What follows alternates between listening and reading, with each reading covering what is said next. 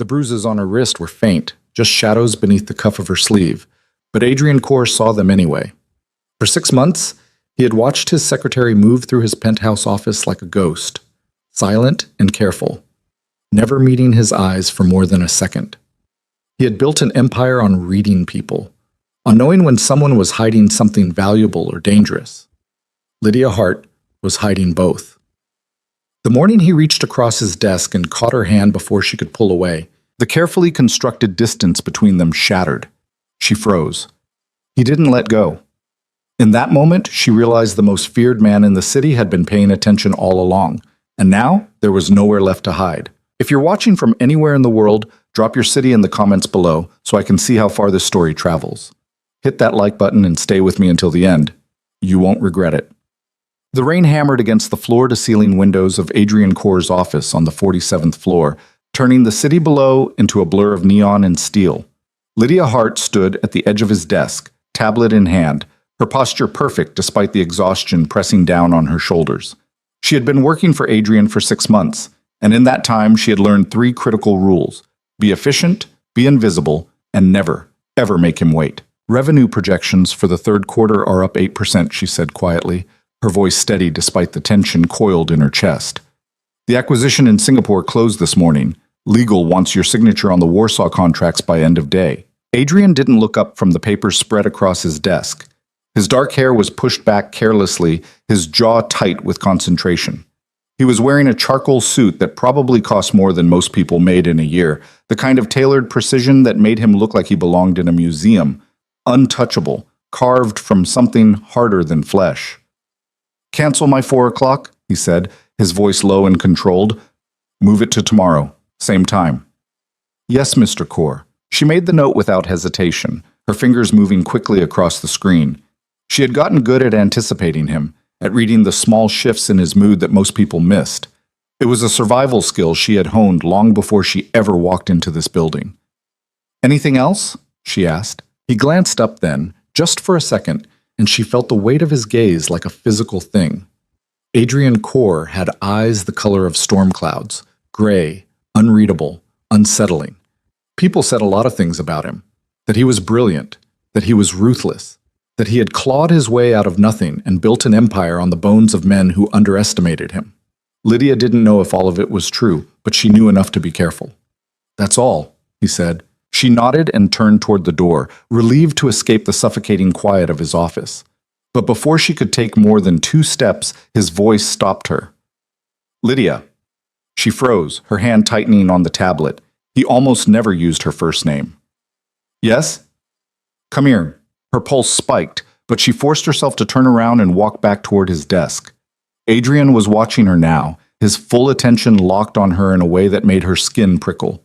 She stopped a few feet away, keeping the desk between them like a barrier. "Is something wrong?" she asked. He didn't answer right away. Instead, he leaned back in his chair, studying her with the kind of focus that made her feel like he could see straight through her carefully constructed armor. She resisted the urge to adjust her collar, to smooth down the sleeves of her blouse, to do anything that might give away the fact that her heart was racing. "How long have you been working for me?" he asked. 6 months. "And in those 6 months, have I ever given you a reason to be afraid of me?" The question caught her off guard. She opened her mouth, then closed it again, searching for the right words. The truth was complicated. Adrian Core was not a kind man. He was not warm or approachable or easy to work for, but he had never raised his voice at her. He had never made her feel small or stupid or worthless. He had never touched her. "No," she said finally. "Then why do you look at me like I might hurt you?" Her breath caught. She didn't know how to answer that, didn't know how to explain that fear had become her default setting, that she had spent so long bracing for impact that she didn't know how to stand still anymore. "I don't," she started, but he cut her off. "Show me your wrist." The air left her lungs in a rush. For a moment she couldn't move, couldn't think, couldn't do anything except stand there while panic clawed its way up her throat. He couldn't know. There was no way he could know. She had been so careful. "Mr. Core," "Your wrist, Lydia." His tone left no room for argument. Slowly, she set the tablet down on the edge of his desk and pulled back the sleeve of her left arm. The bruises were faint, yellowing now, almost gone, but they were still visible if you knew where to look. 4 distinct marks, the shape of fingers pressed too hard into soft skin. Adrian's expression didn't change, but something shifted in his eyes. Something cold and sharp and dangerous. Who did that to you? She pulled her sleeve back down quickly, her hands trembling. It's nothing. I'm fine. That's not what I asked. It's personal. I don't care. She looked up at him then, really looked at him, and saw something she hadn't expected. Anger. Not directed at her, but simmering just beneath the surface, controlled and lethal. It should have scared her. Instead, it made her feel something she hadn't felt in a long time. Seen. It's handled, she said quietly. It won't happen again. You're right, Adrian said, his voice soft and deadly. It won't. Before she could respond, he stood and walked around the desk, closing the distance between them in 2 long strides. Lydia's instinct was to step back, but she forced herself to hold her ground.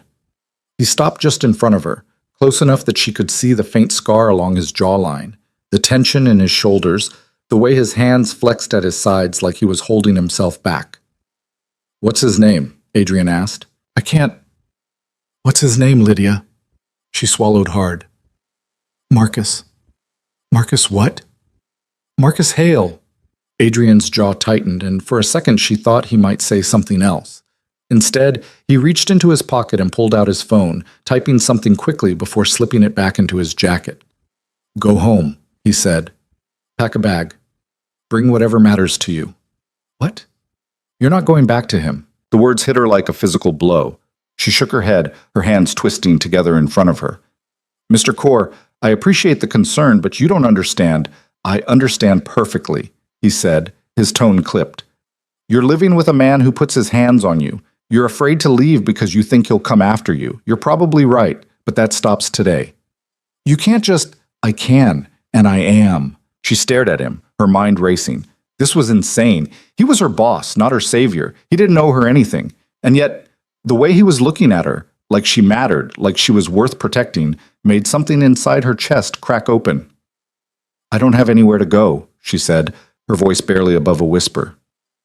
You do now. Or 2 hours later, Lydia stood in the marble entryway of Adrian's seaside estate, a small duffel bag clutched in her hands, her entire world reduced to the few things she had managed to grab before one of Adrian's men escorted her out of the apartment she had shared with Marcus for the past 2 years. She hadn't even left a note. Part of her felt guilty about that. The other part, the part that still remembered the way Marcus's voice turned cold when he drank, the way his grip tightened when she said the wrong thing, felt nothing but relief. The estate was massive, perched on a cliff overlooking the ocean, surrounded by high walls and security cameras and men in dark suits who didn't smile. It was the kind of place that belonged in a magazine, not in her life. She didn't belong here. She didn't belong anywhere. Miss Hart. She turned to find a woman in her 50s standing in the doorway, her silver hair pulled back in a neat bun, her expression polite but distant. I'm Claire, the woman said. I manage the house. Mr. Kaur asked me to show you to your room. Thank you, Lydia said quietly. She followed Claire up a wide staircase, past paintings that probably cost more than her entire life, down a hallway lined with closed doors. Claire stopped at the end of the hall and opened the last door on the left, stepping aside to let Lydia enter. The room was beautiful. Soft gray walls, a massive bed with white linens, floor-to-ceiling windows that looked out over the ocean. There was a fireplace, a sitting area, a bathroom with a clawfoot tub that made her chest ache with something she couldn't name. If you need anything, there's a phone on the nightstand, Claire said. Dinner is at 7. Mr. Kaur prefers to eat in the dining room, but if you'd rather have something brought up, just let me know.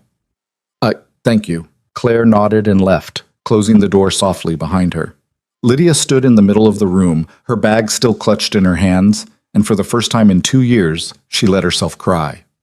Adrian didn't come home until after midnight. He found Lydia in the library, curled up in one of the oversized chairs near the fireplace, a book open in her lap.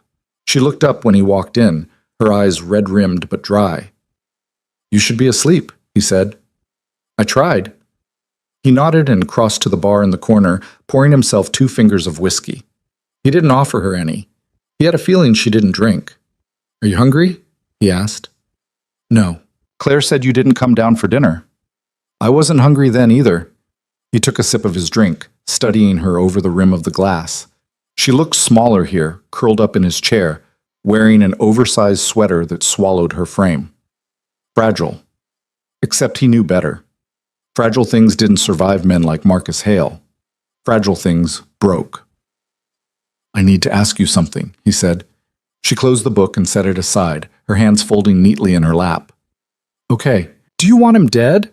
The question hung in the air between them, stark and brutal. Lydia's eyes widened, and for a moment she just stared at him like she wasn't sure she had heard him correctly. "What?" "It's a simple question," Adrian said. "Do you want Marcus Hale dead?" No, of course not." "Why not?" "Because that's—" She stopped, shaking her head. "Because that's not how the world works." Adrian smiled, but there was no warmth in it. "It's exactly how my world works." She looked at him then, really looked at him, and he could see the moment she understood. This wasn't a hypothetical. This wasn't some abstract conversation about justice or morality. He was offering her something real, something permanent. "I don't want you to kill him," she said quietly. "Then what do you want?" "I want him to leave me alone." "That's not enough." "It is for me." Adrian set his glass down on the mantel and crossed the room, stopping just in front of her chair. She tilted her head back to look at him, and he saw the fear there, but also something else. Curiosity. Maybe even trust. "Marcus Hale put his hands on you," Adrian said, his voice low and controlled. "He hurt you. He made you afraid. And now you're sitting in my house asking me to let him walk away like that's acceptable. It's not. You don't get to decide that." "I just did." Her jaw tightened, and he saw the flash of anger in her eyes. Good. Anger was better than fear. Anger meant she still had fight left in her. "I didn't ask you to save me," she said. "I know." "Then why are you doing this?" He crouched down in front of her chair, bringing himself to her eye level. She didn't flinch, didn't look away, and he respected the hell out of her for that. "Because I can," he said simply. "Because you deserve better than what he gave you. And because I don't like the idea of someone hurting what's mine." "I'm not yours." "Not yet." The words hung between them, heavy with implication. Lydia's breath hitched, and he saw the way her pulse jumped in her throat. She was afraid, but not of him. She was afraid of what he was offering, afraid of what it might mean. "I should go to bed," she said. Adrian stood, giving her space. "Sleep well, Lydia." She stood and walked past him, pausing at the doorway. "Thank you," she said softly. "For today. For all of this." "Don't thank me yet." She frowned, but she didn't ask what he meant. She just nodded and left, her footsteps quiet on the marble floor. Adrian poured himself another drink and stared out at the dark ocean, his mind already working through the logistics of what came next. Marcus Hale had no idea what was coming for him, but he would, soon. The next morning, Lydia woke to sunlight streaming through the windows and the sound of waves crashing against the cliffs below. For a moment, she forgot where she was. Then it all came rushing back. The bruises, Adrian's office, the way he had looked at her like she was something worth protecting. She sat up slowly, her body aching in ways that had nothing to do with physical pain. There was a knock at the door. "Come in," she called. Claire entered, carrying a tray with coffee, fruit, and toast. "Good morning, Miss Hart. Mr. Core asked me to let you know he'll be in his office if you need anything. He also wanted me to give you this." She handed Lydia a small black card. There was no name on it, just a phone number embossed in silver. "What is this?" Lydia asked. "A direct line," Claire said. "To him. He said to call if you need anything. Anything at all." Lydia stared at the card, her chest tight. "Thank you." Claire nodded and left, closing the door behind her. Lydia set the card on the nightstand and picked up the coffee, letting the warmth seep into her hands. She didn't know what she was supposed to do now. She didn't know how to exist in this strange, beautiful place where people brought her breakfast and gave her phone numbers to men who terrified and fascinated her in equal measure. She spent the morning exploring the estate, walking through the gardens, standing at the edge of the cliffs, and watching the ocean roll in and out. It was peaceful here. Quiet. Safe. And that scared her more than anything. By noon, she found herself standing outside Adrian's office, her hand raised to knock. She hesitated, then lowered it again. What was she even supposed to say? "Thank you for rescuing me." What happens now? Are you really going to kill Marcus? Before she could decide, the door opened and Adrian stood there, his expression unreadable. Were you planning to knock, or were you just going to stand out here all day? He asked. I didn't want to interrupt. You're not. He stepped aside, and she walked into his office, taking in the massive desk, the floor-to-ceiling bookshelves, the view of the ocean that stretched out beyond the windows. It was different from his office in the city, more personal somehow. There were photographs on the shelves, a leather jacket draped over the back of a chair, a half-empty glass of water on the desk. Sit, Adrian said, gesturing to one of the chairs across from his desk. She sat, her hands folded in her lap, and waited. I'm going to ask you some questions, he said, settling into his chair, and I need you to answer them honestly. Okay. How long were you with Marcus? 2 years? How long has he been hitting you? She flinched at the bluntness of the question, but she forced herself to answer. About a year. Why didn't you leave? I tried, once. He found me. Adrian's jaw tightened, but his voice remained calm. Did he hurt you? Yes. Where? She looked down at her hands. Does it matter? Yes. She swallowed hard. My ribs, my face. He said if I tried to leave again, he'd make sure I couldn't walk. The silence that followed was suffocating. When she finally looked up, Adrian was staring at her with an expression she couldn't quite read. It wasn't pity, it was something colder, something sharper. He's not going to touch you again, Adrian said quietly. How can you be sure? Because I'm going to make sure of it. She wanted to ask how, but she was afraid of the answer. Instead, she said, What do you want from me? Nothing you're not willing to give. I don't understand. Adrian leaned forward, resting his elbows on the desk. You're safe here, Lydia. You can stay as long as you need to. Work for me, don't work for me, I don't care. But you're not going back to him. Ever. And if I want to leave, then you leave. Just like that? Just like that. She didn't believe him. Not entirely.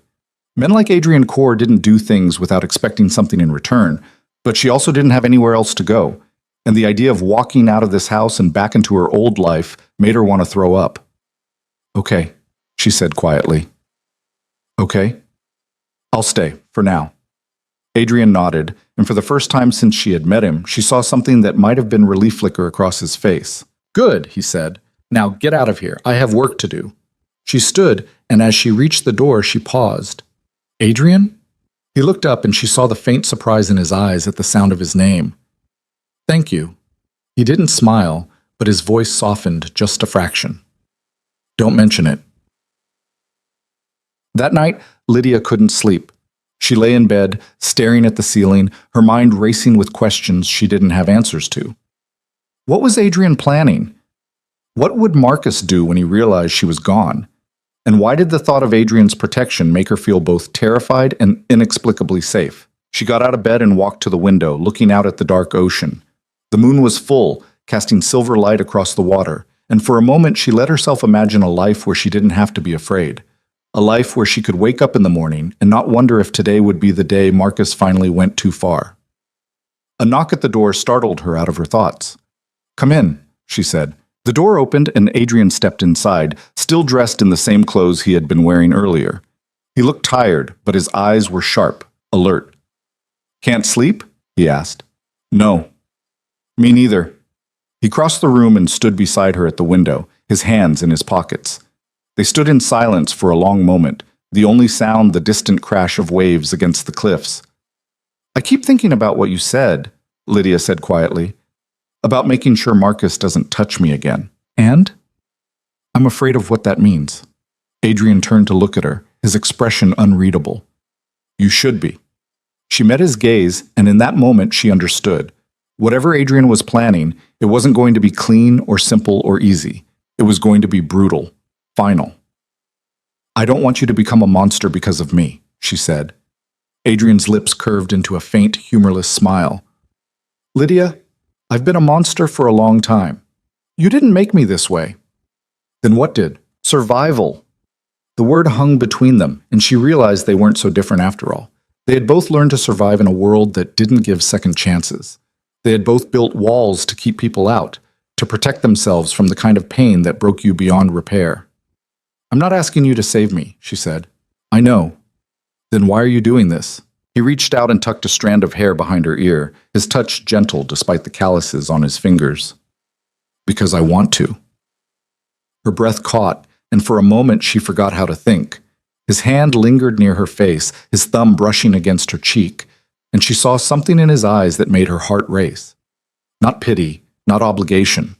Something raw and honest and terrifying. Adrian, go to bed, Lydia, he said, his voice rough. Before I do something we'll both regret. She wanted to ask what he meant, but she didn't. Instead, she nodded and stepped back, putting distance between them. He turned and walked to the door, pausing with his hand on the handle. Lock this, he said, not because you need to, but because it might help you sleep. And then he was gone, leaving her alone in the dark with her racing heart and the lingering warmth of his touch on her skin. The days that followed fell into a strange, quiet rhythm. Lydia spent her mornings in the library, reading or simply staring out at the ocean. She spent her afternoons walking the grounds, getting to know the security team, learning the layout of the estate, and she spent her evenings with Adrian, sharing dinners that were more comfortable than they had any right to be. He didn't press her for details about her past. He didn't ask her to talk about Marcus or the bruises or the fear that still woke her up in the middle of the night. He just existed beside her, solid and steady, a presence that made her feel less alone. But she could see the darkness in him too. The way his jaw tightened when his phone rang at odd hours. The way his eyes went cold and distant when he thought she wasn't looking. The way he disappeared into his office for hours at a time, emerging with blood on his knuckles and a look in his eyes that made her chest ache. She didn't ask what he was doing. She was afraid of the answer. One evening, nearly 2 weeks after she had arrived at the estate, she found him in the library, sitting in the same chair she had occupied that first night. He had a glass of whiskey in his hand, and he looked exhausted.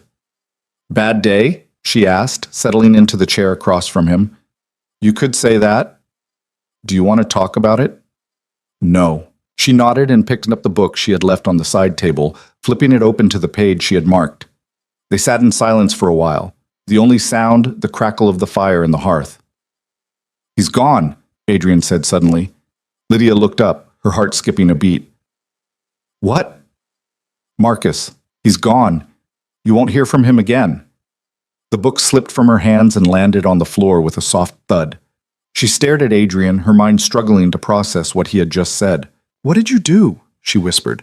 What needed to be done? Adrian. He's not dead, Adrian said, cutting her off. But he might as well be. He's in a place where he can't hurt you, where he can't hurt anyone. She didn't know whether to feel relieved or horrified.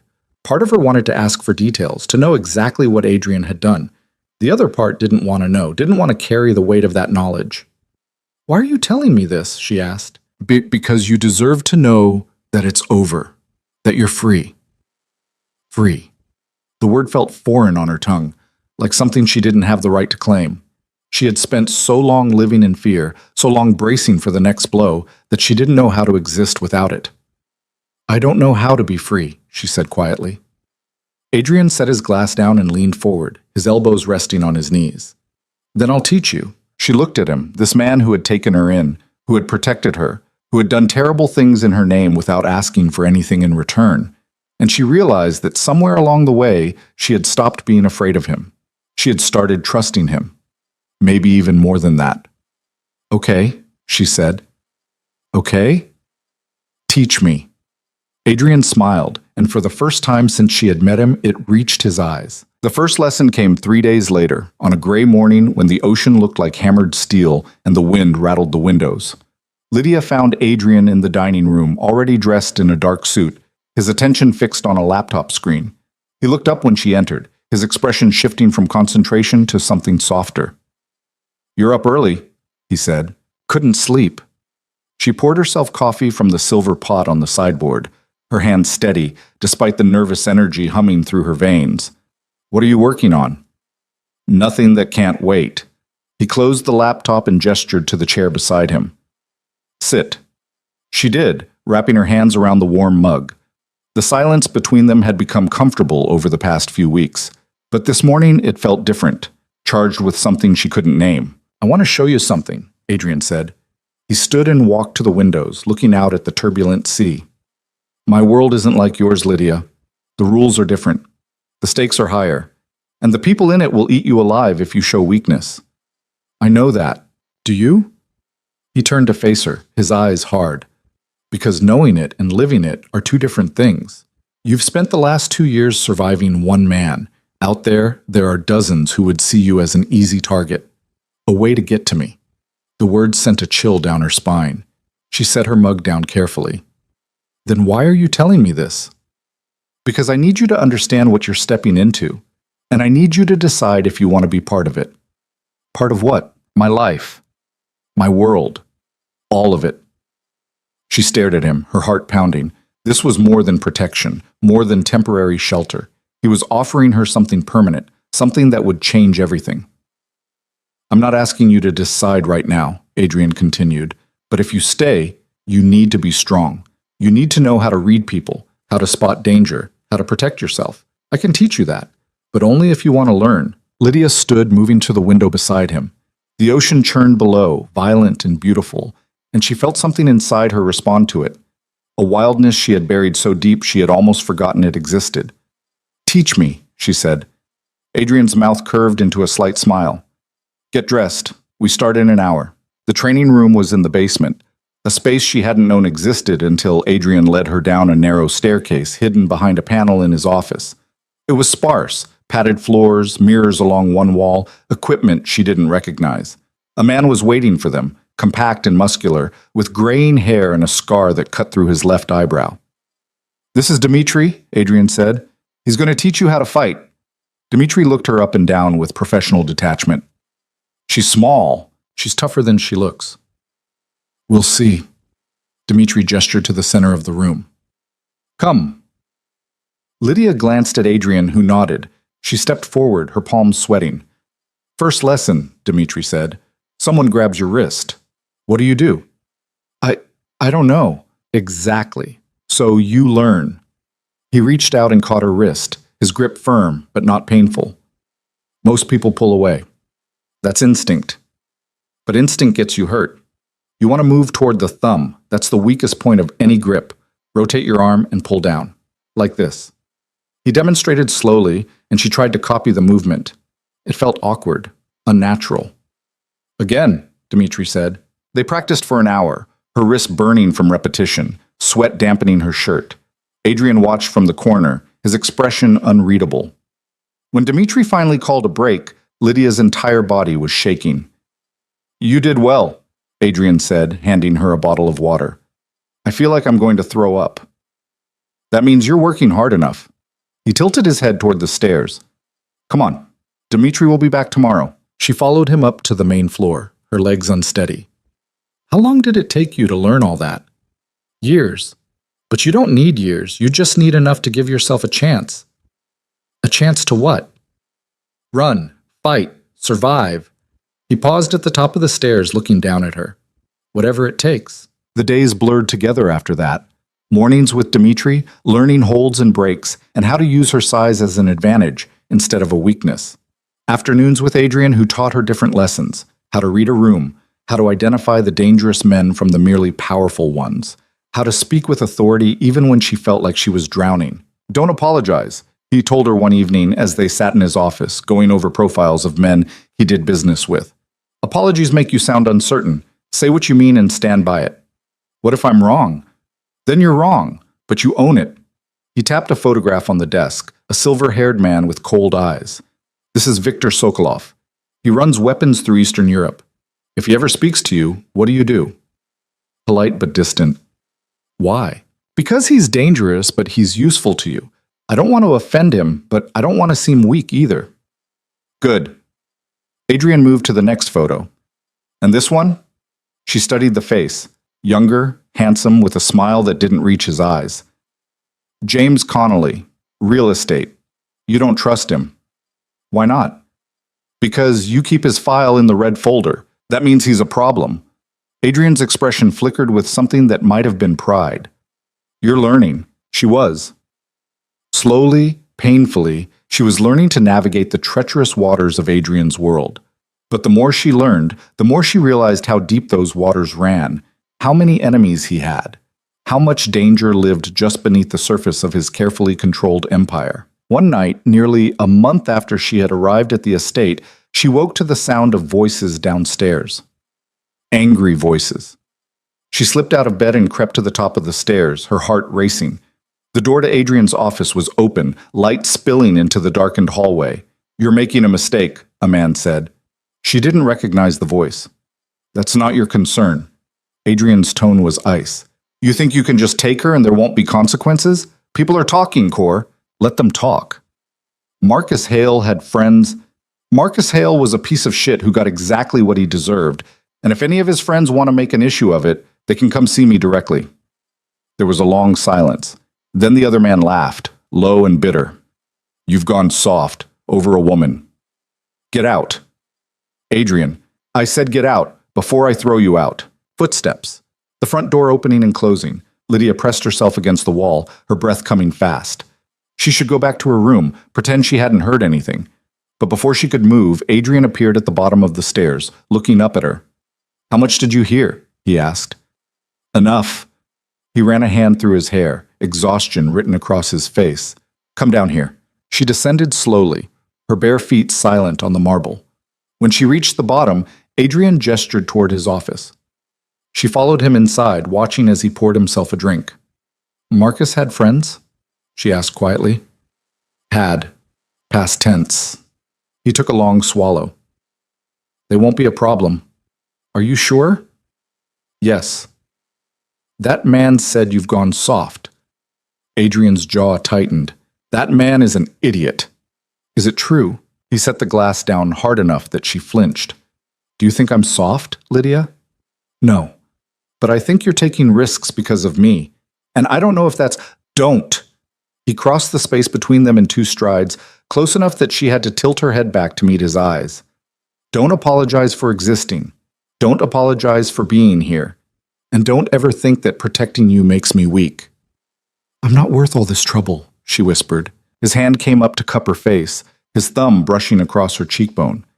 "You have no idea what you're worth." The air between them shifted, became something thick and electric. She could feel the heat radiating from his body, could see the way his pupils dilated as he looked at her. Her breath caught. "Adrian." "Go to bed, Lydia." It was the same thing he had said that first night, but this time it sounded different, like he was holding himself back by sheer force of will, like one wrong move would shatter whatever control he had left. She went. But she didn't sleep. The next morning, things were different. Adrian was distant, professional, treating her the way he might treat any employee. It stung more than it should have. Lydia threw herself into training with Dimitri, pushing harder than usual, until her muscles screamed and her lungs burned. "Enough," Dimitri said finally. "You're going to hurt yourself." "I'm fine." "You're angry. That's different than fine." She straightened, wiping sweat from her face. "What makes you think I'm angry?" "Because I've been doing this for 30 years, and I know what anger looks like." He tossed her a towel. "You want to tell me what's bothering you?" "No?" "Fair enough." He started wrapping his hands, preparing for the next session. "But whatever it is, don't let it make you reckless. Reckless gets you killed." She knew he was right, but she couldn't shake the feeling that something had shifted between her and Adrian, and she didn't know how to fix it, didn't know if she even wanted to. That evening, Adrian didn't come to dinner. Claire said he was working late, that he wouldn't be back until morning. Lydia ate alone in the vast dining room, the silence pressing down on her like a weight. When she finished, she wandered through the house, restless and uneasy. She found herself in the library, standing in front of the shelves where Adrian kept his personal books. Most of them were in languages she couldn't read. Russian, German, something that looked like Arabic. But one caught her eye. A slim leather-bound volume with no title on the spine. She pulled it down and opened it, expecting a novel or maybe a collection of poetry. Instead, she found photographs. Old ones, faded and creased. A young boy with dark hair and serious eyes. A woman who might have been beautiful once, before life carved lines into her face. And a man, tall, broad-shouldered, with a cruel mouth and eyes that made Lydia's skin crawl even in a photograph. "That's my father." She spun around, nearly dropping the book. Adrian stood in the doorway, still wearing his coat, his expression unreadable. "I'm sorry," she said quickly. "I didn't mean to— Come. It's fine." He crossed the room and took the book from her hands, looking down at the photograph. He was a bastard. Drank too much. Hit too hard. Taught me everything I needed to know about power and how to take it. What happened to him? I killed him. The words were delivered with such casual finality that for a moment, Lydia thought she had misheard. But when she looked up at Adrian's face, she saw the truth there, cold and certain. I was 17. He came at my mother with a broken bottle, and I put a kitchen knife through his ribs. Adrian closed the book and set it on the shelf. She died anyway, 2 weeks later. Heart attack. The doctors said it was stress, but I knew better. He killed her just as surely as if he'd done it with his own hands. Lydia's chest ached. She wanted to say something comforting, something that would ease the pain she saw flickering in his eyes. But there were no words for that kind of loss. Is that why you helped me? She asked quietly. Because you saw your mother in me. No. He turned to face her fully. I helped you because when I looked at you, I saw someone worth saving, that's all. I don't feel worth saving. I know, but you will. He moved closer, and she felt her pulse quicken. This time he didn't stop. His hand came up to her face again, but this time he didn't pull away. His fingers traced the line of her jaw, slid into her hair, and she felt herself leaning into the touch before she could stop herself. Tell me to leave, Adrian said, his voice rough. Why? Because if you don't, I'm going to kiss you. And once I start, I won't want to stop. Her breath shuddered out. She should tell him to leave, should put distance between them before this became something she couldn't take back. But when she opened her mouth, different words came out. Then don't stop. His mouth came down on hers, and the world tilted. It wasn't gentle. It was fierce and demanding, and full of all the restraint he had been holding back for weeks. His hands tightened in her hair, and she gasped against his lips, her fingers clutching at his coat. When he finally pulled back, they were both breathing hard. This is a bad idea, he said. Probably. You work for me. Not anymore. You said I didn't have to. Lydia, I'm staying because I want to, not because I'm afraid, not because I owe you, because I want to be here, with you. Something in his expression cracked, and he kissed her again, slower this time, but no less intense. She felt herself melting into him, all the fear and doubt and self-preservation burning away under the heat of his touch. When he lifted her, she wrapped her legs around his waist without thinking, trusting him to hold her. He carried her upstairs, his mouth never leaving hers, and kicked open the door to his bedroom. The bed was massive, covered in dark sheets that smelled like him, leather and smoke, and something indefinably masculine. He laid her down carefully, his weight settling over her, and she felt the last of her defenses crumble. Are you sure? He asked, his forehead resting against hers. Yes. If you change your mind, I won't. He kissed her throat, her collarbone, the hollow of her shoulder.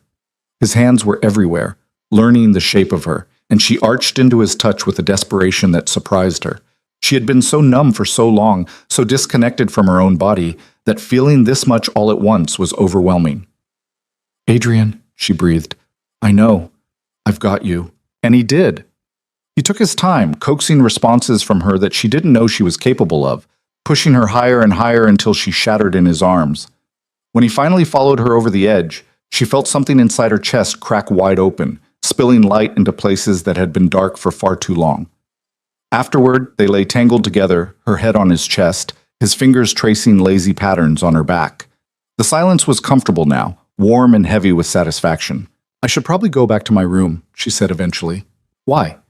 Because, I don't know. Isn't that what people do? Not in my house. His arm tightened around her. Stay. She stayed. The weeks that followed were a strange blend of normalcy and intensity. During the day, they maintained a careful distance, training sessions with Dimitri, business meetings in Adrian's office, quiet dinners where they talked about everything and nothing. But at night, when the rest of the house was asleep, Lydia would slip down the hallway to Adrian's room, and they would come together with a hunger that never seemed to diminish. He was teaching her more than just self-defense now. He was teaching her confidence, showing her that she had value beyond what she could do for other people, that she was allowed to take up space, to speak her mind, to demand respect. You're different, Claire said one morning as they worked together in the kitchen. The housekeeper had warmed to Lydia over the past weeks, treating her less like a guest and more like part of the household. Different how? Lydia asked. Stronger.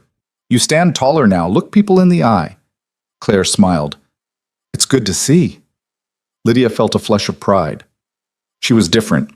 She could feel it in the way she moved through the world, in the way she no longer flinched at loud noises or sudden movements. The fear that had defined her for so long was still there. She didn't think it would ever fully disappear. But it no longer controlled her. One afternoon, Adrian called her into his office. A woman was with him, elegant and sharp-eyed, dressed in a tailored suit that probably cost more than Lydia used to make in a month.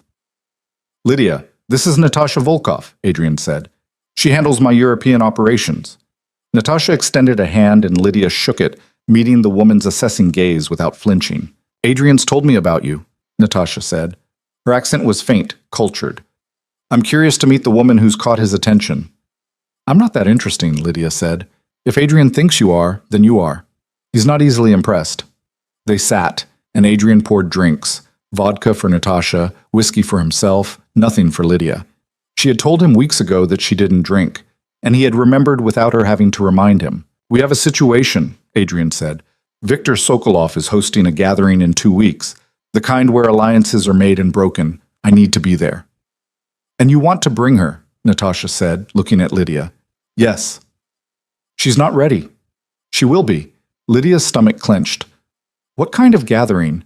The dangerous kind, Natasha said bluntly. Men like Viktor don't do casual parties. Every word, every gesture, every conversation is a negotiation. One wrong move and you could start a war. I can handle it, Lydia said, even though her heart was racing.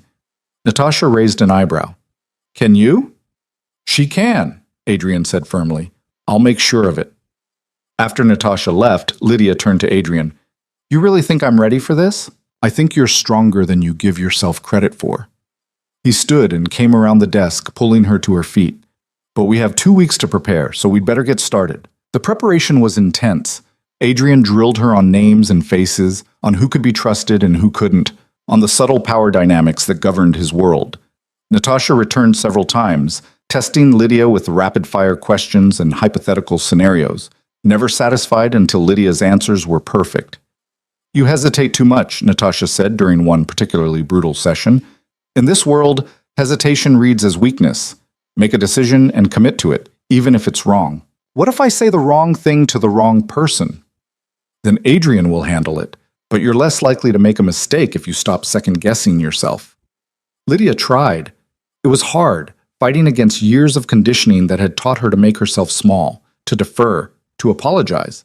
But slowly, she felt herself changing, growing into the role Adrian seemed to believe she could fill. The night before the gathering, she couldn't sleep. She lay in Adrian's bed staring at the ceiling while he worked at his desk across the room.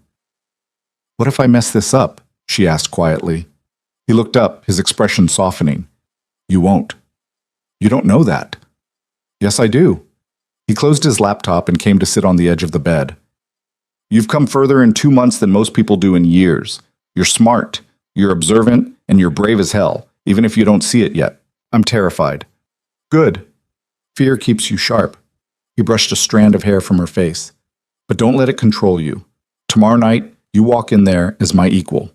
Not my employee, not my guest, my partner. And anyone who doesn't see that will answer to me. She searched his face, looking for doubt, but found only certainty. Why are you doing this? Really? Because I'm tired of being alone. And because when I look at you, I see the future I want, if you'll have it. Her breath caught. This was more than attraction, more than protection. This was him offering her a place beside him, permanently.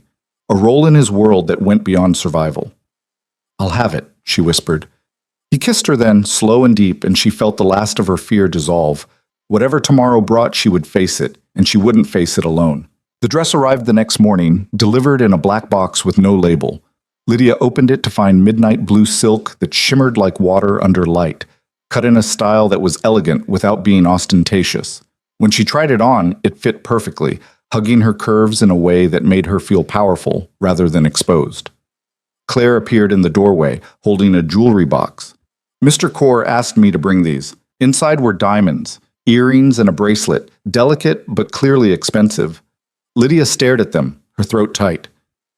I can't wear these, she said. Why not? Because they're... She stopped, unable to articulate the feeling, because accepting them felt like crossing some invisible line, because wearing them would make this real in a way she wasn't sure she was ready for. Because they're beautiful? Claire asked gently. Because you deserve beautiful things? Lydia met the older woman's eyes in the mirror. Do I? Mr. Kaur thinks so, and I've learned that when he makes up his mind about something, arguing is pointless. Claire set the box on the dresser. You've come a long way, Miss Hart. Don't let old ghosts convince you otherwise. After Claire left, Lydia stood in front of the mirror, barely recognizing the woman staring back. The dress transformed her, made her look sophisticated and controlled. The bruises were long gone, her hair had grown longer, falling in soft waves past her shoulders. But it was her eyes that looked different, no longer haunted, no longer defeated. She put on the jewelry. The car that took them to Viktor Sokolov's estate was armored, Adrian explained during the drive. Bulletproof glass, reinforced doors, a driver who had worked for him for 15 years and carried 2 guns at all times. Lydia tried not to think about why such precautions were necessary. Remember, Adrian said, his hand resting on her knee, you don't have to impress anyone, just be yourself. Let them wonder who you are and why I brought you. And if someone asks directly, tell them the truth, that you work with me. They'll assume the rest. Which is? His mouth curved slightly. That you're mine, and that anyone who touches you answers to me. The words sent heat through her veins, but she kept her expression neutral. This was the game now, control and perception, power wrapped in silken diamonds. Viktor Sokolov's estate made Adrian's look modest by comparison. It sprawled across what must have been 50 acres, surrounded by high walls and enough security to guard a small country. The house itself was a monument to excess. Marble columns, crystal chandeliers, artwork that probably belonged in museums. Adrian helped her out of the car, his hand settling on the small of her back as they climbed the steps. She could feel eyes on them already. Security, staff, other guests arriving. Being evaluated, measured, judged. The entrance hall was crowded with people who looked like they stepped out of magazines. Women in designer gowns, men in custom suits, everyone holding champagne glasses and wearing smiles that didn't reach their eyes. Conversations paused as Adrian entered, heads turning to track his movement through the room. Adrian Kaur, a voice boomed. I was beginning to think you wouldn't come. Viktor Sokolov was exactly as his photograph suggested, silver-haired, cold-eyed, with the kind of presence that commanded attention without effort.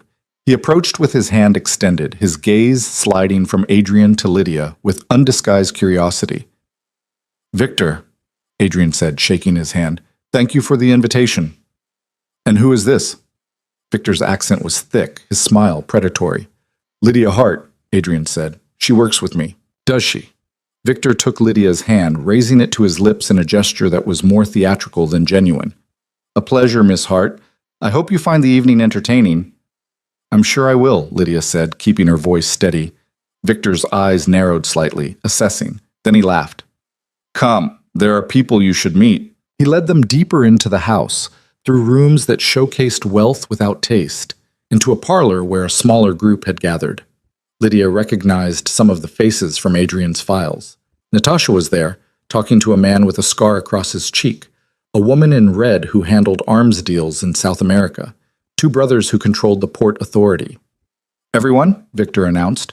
You know Adrian, of course, and this is his companion, Miss Lydia Hart. The attention shifted to her like a spotlight, and for a moment panic threatened to claw its way up her throat. But then she felt Adrian's hand on her back, steady and warm, and she remembered Natasha's words. Make a decision and commit. It's nice to meet you all, she said, meeting their gazes without flinching. A woman with sharp features and calculating eyes stepped forward. Lydia Hart. I don't believe I've heard that name before. That's because I prefer to work quietly, Lydia said. In what capacity? Whatever Adrian needs. The woman's smile was brittle. How fortunate for him. Adrian's hand tightened slightly on Lydia's back, a silent warning to be careful. But Lydia held her ground, returning the woman's smile with one of her own.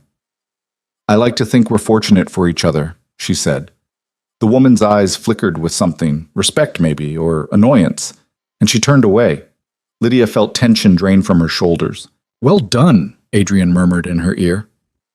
The evening progressed in a blur of introductions and carefully coded conversations. Lydia stuck close to Adrian, watching the way he navigated the room, the subtle shifts in his posture and tone, depending on who he was speaking to. With Victor, he was respectful but firm. With Natasha, collegial. With the others, he maintained a careful distance, revealing nothing while extracting everything. She tried to do the same, answering questions without saying anything of substance, smiling at jokes that weren't funny, pretending the weight of so many dangerous eyes on her didn't make her want to run. "You're doing well," Natasha said during a quiet moment when Adrian was pulled aside by the Port Authority brothers. "Better than I expected. I feel like I'm drowning. Everyone does their first time. But you're holding your own. That's what matters. How long does this usually last?" "Hours. Sometimes all night." Natasha's expression softened slightly. "Adrian wouldn't have brought you if he didn't think you could handle it. Trust that." Lydia wanted to. But as the night wore on and the alcohol flowed more freely, the atmosphere grew heavier. Conversations became louder, more aggressive. She saw money change hands, deals being made in corners, alliances forming and breaking over glasses of expensive bourbon. At one point, a man she didn't recognize cornered her near the bar. He was younger than most of the others, handsome in a way that felt manufactured, with teeth too white and cologne too strong. "You're Adrian's new pet," he said, leaning too close. Lydia stepped back, maintaining her composure. "I work with Adrian." "Right. Is that what we're calling it?" He reached out, fingers brushing her arm. "What does a position like that pay these days?" She jerked away, anger flaring hot and bright. "Don't touch me." "Or what?" His smile turned ugly. "You'll run to Adrian? Tell him the big bad man was mean to you?" Before Lydia could respond, a hand clamped down on the man's shoulder, spinning him around. Adrian's face was terrifyingly calm. "James," he said quietly, "I think you should apologize." James Connolly, Lydia recognized him now from the files, real estate and dirty money, tried to pull away, but Adrian's grip didn't loosen. "I was just making conversation," James said. "You were putting your hands on something that doesn't belong to you." Adrian's voice dropped lower. "Apologize. Now." The room had gone quiet, everyone watching. James's face flushed red, but he looked at Lydia and muttered, "Sorry." Louder. "I said, I'm sorry." Adrian released him with enough force that James stumbled. "Get out of my sight." James left, and gradually the conversations resumed, though Lydia could feel the shift in the room's energy. Adrian had just publicly claimed her, made it clear that she was under his protection. Some of the looks she received now were more wary, more respectful. Others were calculating, like people reassessing a chessboard. "Are you all right?" Adrian asked, his hand finding hers. "Yes, thank you. I should have stayed closer." "I'm fine. Really." She squeezed his hand. "But maybe we can get some air?" He led her out onto a terrace that overlooked manicured gardens lit by soft lanterns. The night air was cool, carrying the scent of jasmine and the distant sound of the ocean. Lydia breathed deeply, letting the tension drain from her body. "I'm sorry," Adrian said. "For what?" "For bringing you into this. For putting you in a position where men like James think they can—" He stopped, his jaw tight. "I knew this world was ugly. I just didn't think about how ugly it would look through your eyes." "Adrian." She turned to face him, reaching up to touch his cheek. "I chose to be here. You gave me the choice, and I made it. Don't apologize for that. You shouldn't have to deal with it. I've dealt with worse. A lot worse." She held his gaze. "And unlike before, now I have someone who actually gives a damn. That makes all the difference." He pulled her close, his forehead resting against hers. "If anyone else touches you, you'll handle it. I know." They stood like that for a long moment, the sounds of the party muffled behind them. When they finally went back inside, Lydia felt steadier, more certain of her place at Adrian's side. The rest of the evening passed without incident. Victor made a speech about loyalty and power that was probably meant to be inspiring, but mostly sounded like a threat. More drinks were poured, more deals were made. Lydia watched it all, filing away faces and names and the small betrayals that happened in glances and whispered conversations. It was past midnight when Adrian finally said they were leaving. Lydia's feet ached in her heels, and exhaustion pulled at her bones, but she kept her expression neutral as they made their goodbyes. Victor kissed her hand again, his smile knowing. "You are not what I expected, Miss Hart," he said. "I get that a lot." "Good. Predictable women are boring. Come back anytime. In the car, Lydia finally let herself slump against the seat, kicking off her heels with a groan. You were perfect, Adrian said. I nearly punched James Connolly in the face. I would have paid to see that. He pulled her against his side, his arm around her shoulders. But you handled it exactly right. You stood your ground, and when he pushed too far, you knew I would back you up. That's how this works. It's exhausting. It gets easier. Eventually. He pressed a kiss to her temple. But you don't have to do it again if you don't want to. Tonight was a test, and you passed. A test of what? Whether you belong in my world. Whether you can survive it. His hand found hers, fingers lacing together. You can. Anyone who saw you tonight knows it. She wanted to believe him. Part of her did. But another part, the part that remembered being small and scared and powerless, wondered what the cost of belonging would be. The answer came 3 days later, when Lydia was searching Adrian's office for a file he'd asked her to pull. She found it in the bottom drawer of his desk, buried under contracts and financial reports. But when she lifted it out, another folder came with it. Red, like the ones he kept for problems. She shouldn't have opened it. She knew that even as her fingers worked the clasp, but curiosity and something darker, suspicion, maybe, or the need to know exactly what kind of man she'd tied herself to, made her flip it open. Inside were photographs. Marcus Hale, beaten so badly his face was unrecognizable, hospital reports, police statements that had been crossed out and rewritten, and a death certificate dated 2 weeks after Lydia had moved into Adrian's estate. The folder slipped from her hands, papers scattering across the floor. She stared at them, her mind struggling to process what she was seeing. Dead. Marcus was dead. Adrian had told her he was gone, that he couldn't hurt her anymore, but she had assumed— what had she assumed? That Marcus was in prison? In hiding? Scared into silence by whatever threat Adrian had made? Not that Adrian had killed him. The door opened behind her and she spun around to find Adrian standing there, his expression going from curious to resigned as he saw the papers on the floor. You lied to me, she said, her voice shaking. I didn't lie. I told you he was gone. You said he wasn't dead. I said he was in a place where he couldn't hurt you. I never said that place wasn't a grave.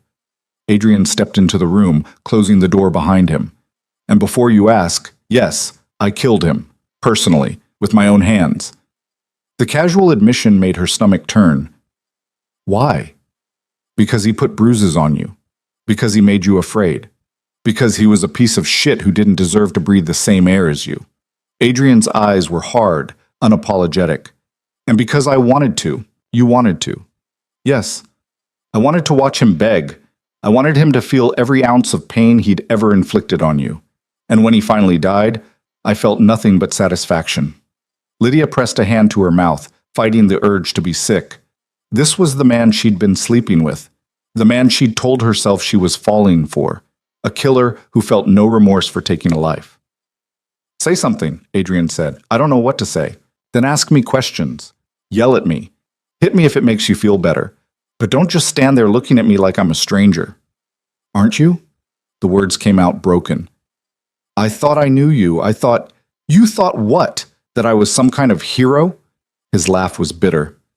I told you what I was, Lydia. I told you I was capable of brutality. You just didn't want to believe it. There's a difference between being capable of something and actually doing it. Not in my world. She shook her head, backing away from him. I need to think. Lydia, please, just give me some time. He didn't try to stop her as she walked past him and out of the office. She made it to her room before the tears came, hot and angry and confused. Part of her was horrified by what Adrian had done, but another part, a part she didn't want to acknowledge, felt a savage satisfaction that Marcus had suffered, that he had paid for what he'd done to her. What did that make her? She spent the rest of the day locked in her room, ignoring Claire's knock at dinner time, ignoring the soft tap that she knew was Adrian checking on her. She stared at the ceiling and tried to make sense of the tangled mess of emotions churning in her chest. Fear, anger, relief, guilt. And underneath it all, something darker that whispered, he deserved it. Whispered, you're glad he's dead. Whispered you would have done the same if you'd had the courage. Night fell, and still she couldn't sleep. Finally, sometime after midnight, she got out of bed and walked down the hall to Adrian's room. She didn't knock, just opened the door and found him sitting in the chair by the window, a glass of whiskey in his hand, staring out at the dark ocean. "I'm not sorry," he said without turning around. "I know you want me to be, but I'm not. I'd do it again." "I know. And I won't apologize for protecting you, for doing what needed to be done. I'm not asking you to." He turned then, surprise flickering across his face. "You're not?" She crossed the room and took the glass from his hand, setting it on the side table. Then she climbed into his lap, her legs straddling his thighs, her hands framing his face. "I should be horrified," she said quietly. "I should be packing my bags and running as far from you as I can get. But I'm not, and that scares me more than anything you've done." "Why?" "Because part of me is glad you killed him. Part of me wishes I could have watched." Her voice cracked. "What does that make me?" "Human." His hand settled on her hips, holding her steady. "You're allowed to be glad that the man who hurt you is gone. That doesn't make you a monster." "Then what does it make me?" "A survivor. Someone who understands that sometimes the only way to be free is to burn the past to ash." She searched his face, looking for something. Regret, maybe, or shame. But all she saw was certainty. Adrian knew exactly what he was, and he wasn't going to pretend to be anything else. Not for her, not for anyone. And maybe that was what she needed. Not someone who would lie to make her feel better. Not someone who would hide the ugly parts of themselves to seem more palatable. But someone who would show her the truth, no matter how brutal, and let her decide if she could live with it. "I'm not a good person," she whispered. "Neither am I." "Maybe that's why this works." She kissed him then, hard and desperate, and he responded with the same fierce intensity. His hands tightened on her hips, pulling her closer, and she felt the familiar heat building between them. But this time, it was different. This time there were no illusions, no pretense. Just two broken people choosing each other despite, or maybe because of, the darkness they carried. When they finally broke apart, both breathing hard, Adrian rested his forehead against hers. "I need you to understand something," he said. "I will always choose you. Over morality, over law, over anyone who tries to hurt you. That's who I am. And if you can't live with that, I can." She cut him off, her voice steady despite the tears on her cheeks. "I can live with it. Because the alternative is living without you, and I don't think I can do that anymore." Relief flooded his expression, and he kissed her again, softer this time. "Then we're done talking about Marcus Hale. He's gone. He can't hurt you. That's all that matters." She nodded, and he carried her to the bed, laying her down gently. They made love slowly, carefully, like they were learning each other all over again. And when it was over and she lay curled against his chest, listening to the steady beat of his heart, she realized something had shifted between them. The pretense was gone. The careful distance they'd maintained even in their most intimate moments had dissolved. What was left was raw and real and terrifying in its honesty. "What happens now?" she asked quietly. "Now you decide what you want. If you want to stay in the shadows, working behind the scenes, that's fine. If you want to walk away from all of this and build a normal life somewhere else, I'll make it happen. And if I want to stay, really stay, not just as your employee or your..." She hesitated, unsure what to call what they were. "My partner," Adrian supplied. "If you want to stay as my partner, then you need to understand what that means. It means stepping fully into this world, learning not just how to survive it, but how to navigate it, how to use it. You want me to become like you? No. I want you to become yourself, the version of you that isn't afraid anymore, that takes what she wants and doesn't apologize for it." Lydia thought about the woman she'd been 2 months ago, small and scared and convinced she deserved the pain that was inflicted on her. Then she thought about the woman she'd been tonight, standing in Viktor Sokolov's parlor wearing diamonds and holding her ground against people who had built empires on violence and greed. She knew which woman she wanted to be. "Teach me," she said. "Teach me everything." Adrian's smile was slow and dangerous. "Are you sure?" "Yes." "Then we start tomorrow." "And Lydia?" He tilted her chin up, forcing her to meet his eyes. "Once we start down this path, there's no going back. You need to be certain." She was. For the first time in her life, she was absolutely certain. "I'm ready." The transformation didn't happen overnight. Adrian woke her before dawn the next morning, his hand gentle on her shoulder, and led her down to his office where 3 laptops were already open, screens glowing in the darkness. "This is the real work," he said, gesturing to the displays. "Not the parties or the handshakes. This is where power actually lives. Lydia pulled a chair beside him, studying the spreadsheets and encrypted messages that filled the screens. Numbers that didn't make sense at first, names she was starting to recognize. Transactions that moved through shell companies and offshore accounts like water through a maze. "Show me," she said. He did. For hours, he walked her through the architecture of his empire, how money flowed, how information was gathered and leveraged, how loyalty was bought and maintained. It was complex and ruthless, and completely fascinating. Lydia found herself asking questions, challenging assumptions, suggesting alternatives that made Adrian pause and reconsider. "You're good at this," he said after she'd identified a weakness in one of his supply chains that he'd missed. "I used to do financial analysis before." She didn't need to explain what before meant. "Different scale, but the principles are the same." "Then you're going to handle the Eastern European accounts. Natasha's been complaining she's spread too thin." "I don't know if I'm ready for that." "You are, and Natasha will help you." He closed the laptop and turned to face her. "But that's only part of what you need to learn. The numbers are easy. It's the people that will kill you if you're not careful." Over the following weeks, Adrian introduced her to a side of his business she'd only glimpsed at Victor's party. She sat in on meetings where deals were negotiated with barely concealed threats. She watched him handle a man who'd stolen from him, not with violence, but with a cold precision that was somehow worse, systematically dismantling the man's life until he was left with nothing.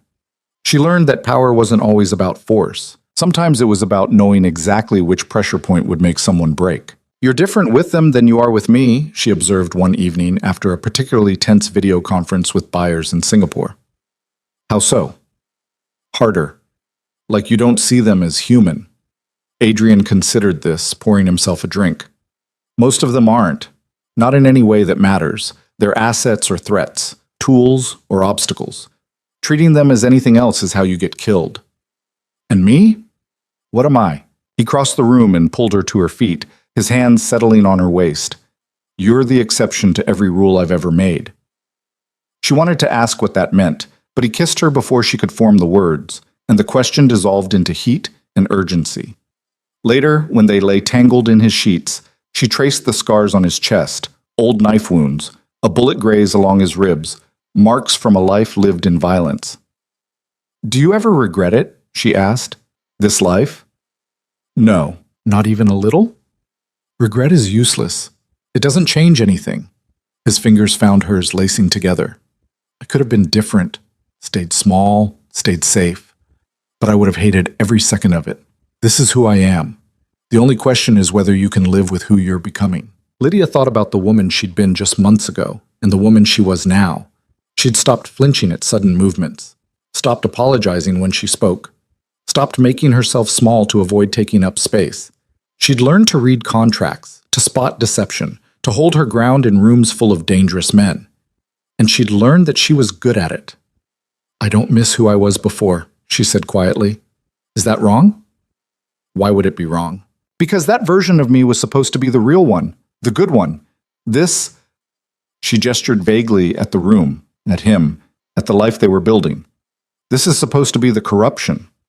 Or maybe you were never meant to be that small, scared version. Maybe this is who you were always supposed to become, and you just needed the right circumstances to find her." The idea settled into her chest, heavy and true. She fell asleep thinking about it, and when she woke, she found Adrian already up, standing at the window with his phone pressed to his ear, his voice low and dangerous.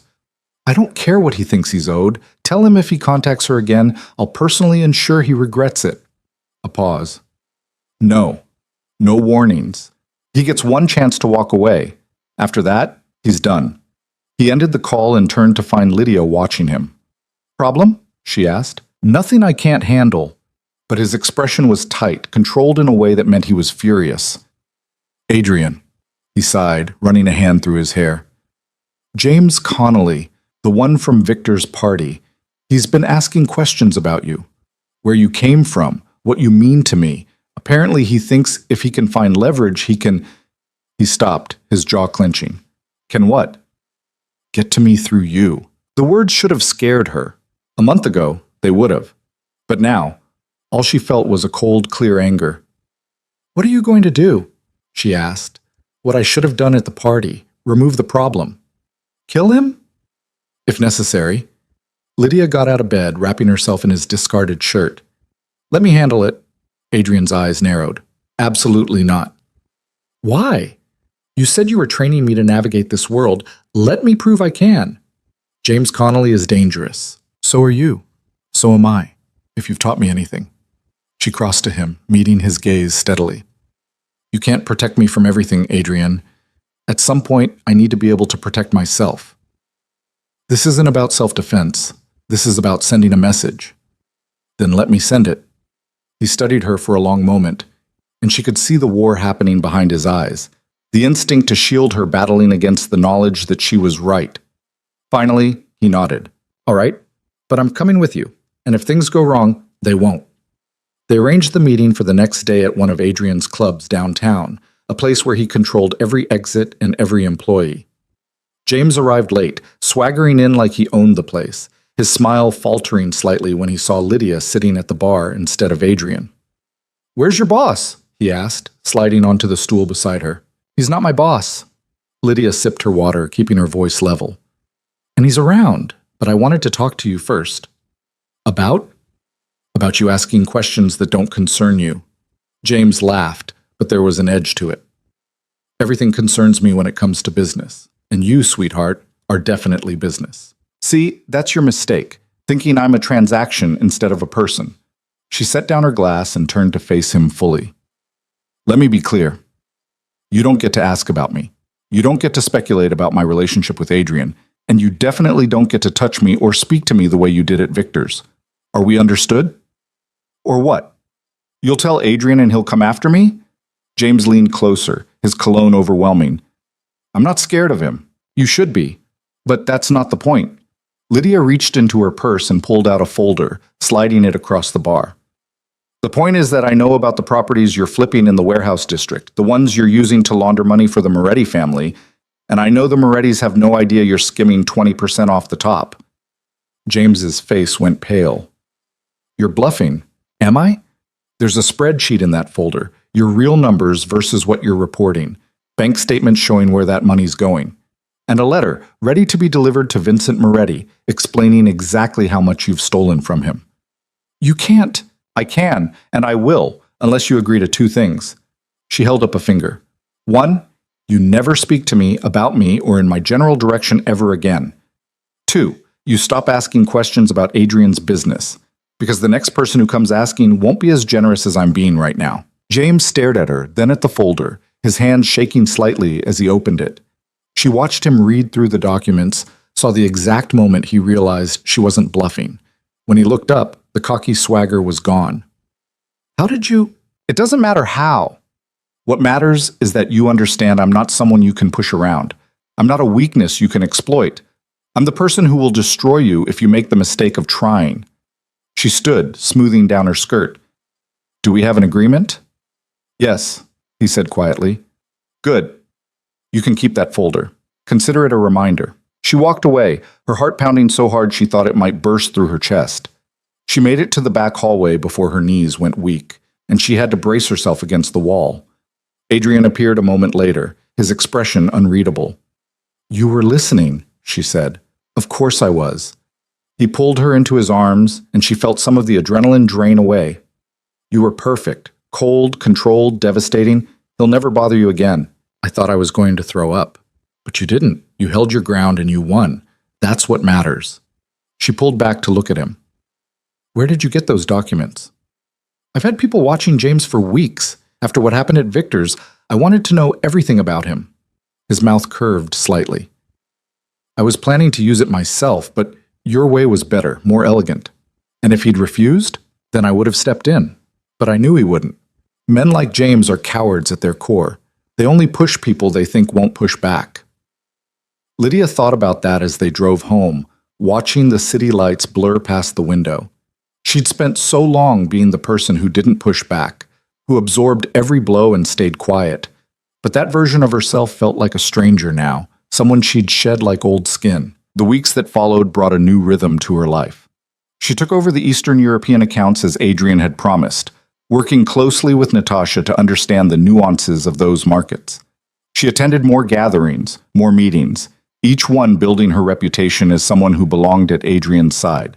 And slowly, grudgingly, the people in his world began to accept her. Not everyone was pleased about it. There were whispers, speculation about who she really was and what she meant to Adrian.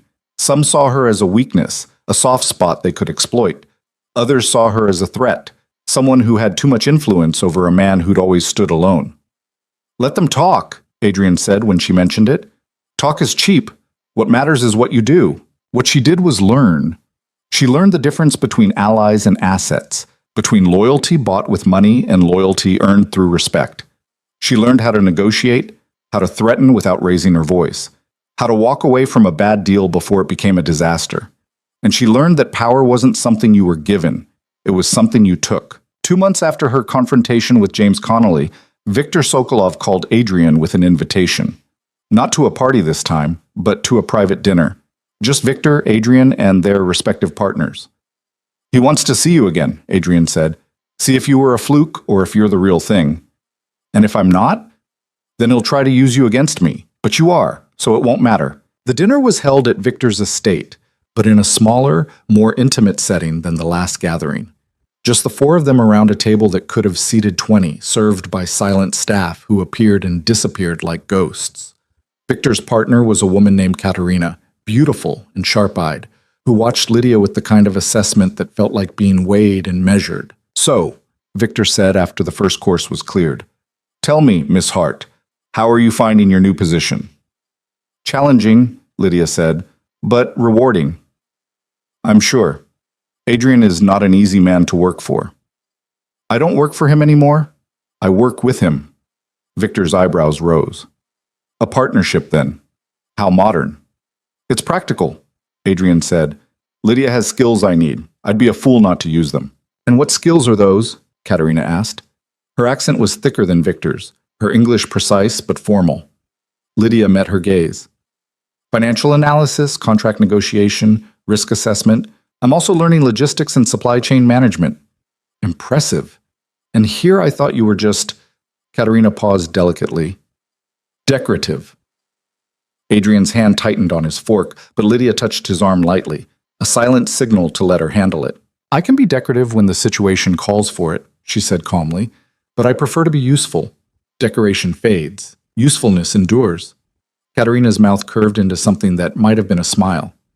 "Well said." The conversation moved to business after that. Discussions of shipping routes and tariffs and political instability in regions Lydia was still learning about. She listened more than she spoke, filing away information, connecting pieces in her mind.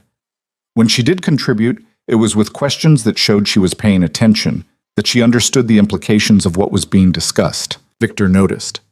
Could see it in the way he started directing comments to her, testing her knowledge, seeing how she'd respond. By the end of the evening, he was treating her less like Adrian's companion and more like an equal participant in the conversation. "You've done well with her," Viktor said to Adrian as they moved to the parlor for after-dinner drinks. "She's nothing like I expected." "What did you expect?" Lydia asked before Adrian could respond. Viktor smiled. "Someone temporary, a distraction. But you're not that, are you?" "No." "Good. Adrian needs someone who can match him, someone who won't break under pressure." He raised his glass in a small salute. "Welcome to the business, Miss Hart." It felt like a victory, small but significant. On the drive home, Adrian was quiet, his hand resting on her thigh, his thumb tracing absent patterns through the fabric of her dress. "You were brilliant tonight," he said finally. "I just answered questions." "You did more than that. You made Viktor respect you. That's not easy to do." "Katerina still thinks I'm sleeping my way to the top." "Katerina thinks that about every woman in this world. It's easier for her to believe success comes from sex than skill." He glanced at her. "But she'll learn. They all will." Lydia wanted to believe that, but she also knew that some people would never see her as anything more than Adrian's weakness, no matter how much she proved herself.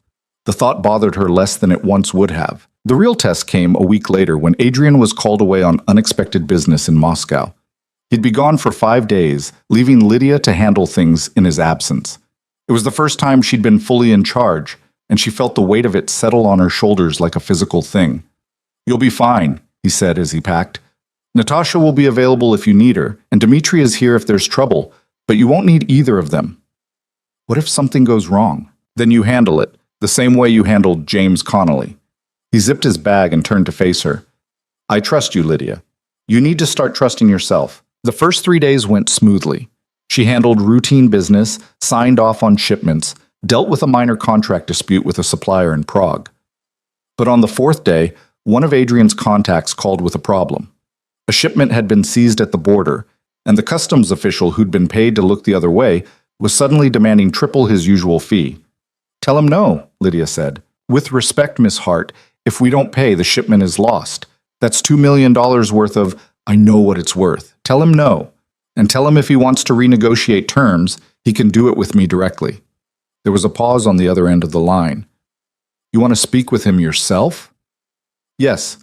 Set up a call for this evening. The man on the other end sounded doubtful, but he agreed. 3 hours later, Lydia found herself on a video conference with a middle-aged customs official who looked both nervous and greedy. She'd done her research in the meantime, pulling up everything Adrian had on file about him. It wasn't much, but it was enough. Mr. Kozlov, she said, keeping her voice pleasant, I understand there's been a misunderstanding about our arrangement. No misunderstanding. Prices have gone up. If you want your shipment released, you pay the new rate. That's not how contracts work. We had an agreement. Agreements change. They do, but not unilaterally. She leaned forward slightly. I'm going to make you a counteroffer. You release the shipment at the original rate, and I don't tell your superior about the beach house you bought last month, the one that cost significantly more than your government salary could possibly cover. Kozlov's face went red. You can't prove. I can. I have the purchase documents, the wire transfers, everything. And I have contacts in your government who would be very interested to know where that money came from. She paused, letting that sink in. Or we can continue our arrangement as originally agreed. Your choice. The silence stretched for a long moment. Then Kozlov nodded stiffly. The original rate is acceptable. Good. I'm glad we could reach an understanding. She ended the call and sat back, her hands shaking slightly. When Adrian called that night to check in, she told him what had happened. You threatened a government official? He sounded amused rather than concerned. Was I not supposed to? No, you did exactly right. Kozlov's been a problem for months, always pushing for more money. He needed to know there are consequences. There was pride in his voice. How did you find out about the beach house? I went through your files on him. You had notes about unexplained income. I just followed the thread. You're a natural at this. Or I've had a good teacher. When Adrian returned from Moscow 2 days later, Lydia met him at the door. He dropped his bag and pulled her into his arms, kissing her hard enough to make her breathless. I missed you, he said against her mouth. I missed you too. Natasha called. She said you handled the Kozlov situation perfectly. Also that you terrified one of our suppliers in Budapest into accepting terms he'd been resisting for weeks. He was being unreasonable. Adrian laughed, the sound warm and genuine. You're going to be running this place before I know it. I doubt that. I don't. He pulled back to look at her, his expression serious. I have something for you. He led her to his office and opened the safe, pulling out a leather folder. Inside were legal documents, pages of dense text that Lydia scanned quickly, her heart starting to pound as she realized what she was looking at. These are partnership papers. Real ones. Legally binding. 50% of everything I own. He watched her face carefully. I was going to wait, but after this week I realized there's no point. You've earned this. You've proven you can handle it, and I want you to have it. Adrian, I can't. You can. And you will. He took her hands. I don't want you here because you need me. I want you here because you choose to be, and that choice means something more when you have real stake in what we're building. Lydia looked down at the documents, her vision blurring slightly. This was more than money or power. This was Adrian offering her complete equality, making her not just his partner in private, but in every way that mattered. Are you sure? She asked. I've never been more sure of anything. She signed the papers with a hand that only trembled slightly, and when it was done, Adrian pulled her close and kissed her like she was the most precious thing in his world. That night, they celebrated in the only way that made sense, tangled together in his bed, learning each other's bodies all over again with a new intensity. When it was over and she lay against his chest, listening to his heartbeat slow, she felt something settle into place inside her.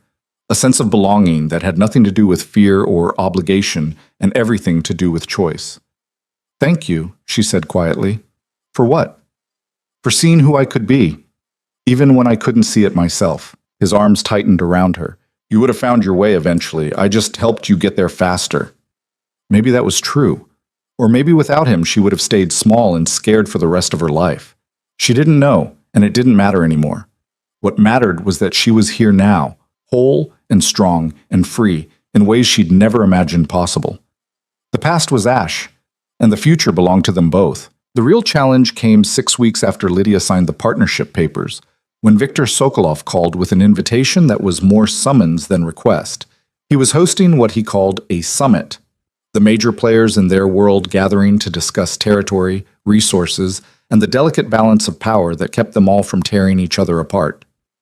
Adrian was expected to attend, and so was Lydia. "This is different from the party," Adrian explained as they prepared. "That was social. This is business, real business, the kind where fortunes are made and people disappear if they say the wrong thing. You're trying to scare me. I'm trying to make sure you understand what you're walking into." He adjusted his cufflinks, his expression serious. "These people will test you. They'll push to see if you break. And if they smell weakness, they'll use it. Then I won't give them anything to use." She wore black this time, a dress that was elegant but severe, her hair pulled back in a way that made her look older, more authoritative. The diamonds Adrian had given her that first night glittered at her ears and throat, but she'd added something new, a watch he'd had made for her, platinum and sapphire, expensive enough to make a statement. The summit was held at a private estate in the mountains, isolated and heavily guarded. When their car pulled through the gates, Lydia counted at least a dozen security personnel, all armed, all watching with the kind of vigilance that made her stomach clench. "Stay close to me," Adrian said as they climbed the steps. "And remember, you don't owe anyone explanations. You're here because you belong here." The main hall was already crowded when they entered. Lydia recognized some of the faces, Victor and Katerina, Natasha speaking with the Moretti brothers. Others she'd seen in photographs or heard mentioned in passing. But there were new faces too, people she didn't know, all of them turning to watch as she and Adrian walked in. "Adrian Core," a voice boomed, "and the mysterious Miss Hart.